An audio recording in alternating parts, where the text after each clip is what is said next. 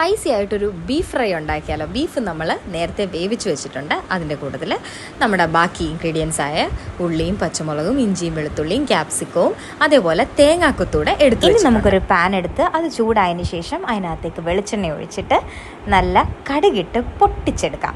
എന്നിട്ട് നമ്മൾ അതിനകത്തേക്ക് നമ്മുടെ നല്ല തേങ്ങാക്കൊത്ത് നല്ല സ്ലൈസ് ചെയ്ത് വെച്ച തേങ്ങാക്കൊത്തിട്ട് നല്ലോണം വറുത്ത് റെഡിയാക്കി സോട്ട് ചെയ്തെടുക്കാം.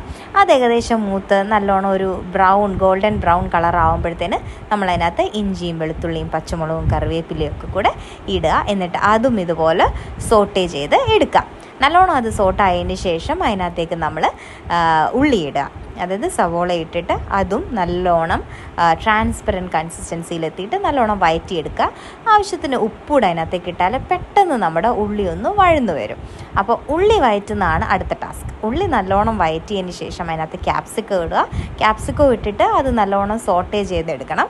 അത് നല്ലോണം പാനിൽ കിടന്ന് ഒന്ന് സോട്ടായി കഴിഞ്ഞിട്ടാണ് ബാക്കി ഇൻഗ്രീഡിയൻസ് ആഡ് ചെയ്യുന്നത്. ഇതിലേക്ക് ആവശ്യത്തിന് മുളക് പൊടി ഇടുന്നുണ്ട്, മഞ്ഞൾപ്പൊടി ഇടുന്നുണ്ട്, അതേപോലെ മീറ്റ് മസാല ഇടുന്നുണ്ട്, പിന്നെ ആവശ്യത്തിന് ഉപ്പിടുന്നുണ്ട്, ഗരം മസാലയും കൂടെ കുറച്ച് ആഡ് ചെയ്ത് കഴിഞ്ഞിട്ട് ഇതിൻ്റെ എല്ലാം പച്ചമണം മാറുന്ന വരെ നമ്മൾ സോട്ടേ ചെയ്തെടുക്കുകയാണ്. ഇവിടെ മസാലകളെല്ലാം ഇട്ട് കഴിയുമ്പോൾ അത് സോട്ടാക്കി വരുമ്പോഴാണ് നല്ലൊരു മണം വരുന്നത്. അപ്പോൾ അത് നല്ലോണം ഇട്ട് സോട്ട് ചെയ്ത് അത് നല്ല വഴന്ന് വന്നതിന് ശേഷമാണ് നമ്മളിനി അടുത്ത സംഭവം ഇതിലേക്ക് ആഡ് ചെയ്യുന്നത്. നമ്മൾ റെഡിയാക്കി വെച്ച ബീഫ് ഇതിലേക്ക് ആഡ് ചെയ്തിട്ട് നല്ലോണം വഴറ്റി എടുത്തെടുത്താണ് ഇത് ലാസ്റ്റ് ഫ്രൈ ആക്കി എടുക്കുകയാണ്. അങ്ങനെ ഫ്രൈ ആക്കിയിട്ട് നമ്മളിത് സെർവ് ചെയ്യാനായിട്ടൊരു പ്ലേറ്റിലേക്ക് മാറ്റുക. ഇച്ചിരി ഉള്ളിക്കഷ്ണമൊക്കെ കടിച്ചിട്ട് ഈ ബീഫ് കൂട്ടിയിട്ട് ചപ്പാത്തിയോ ചോറോ ഒക്കെ ഒന്ന് കഴിക്കുന്നത് ഒരു അടിപൊളി ടേസ്റ്റാണ്. ട്രൈ ചെയ്ത് നോക്കണം.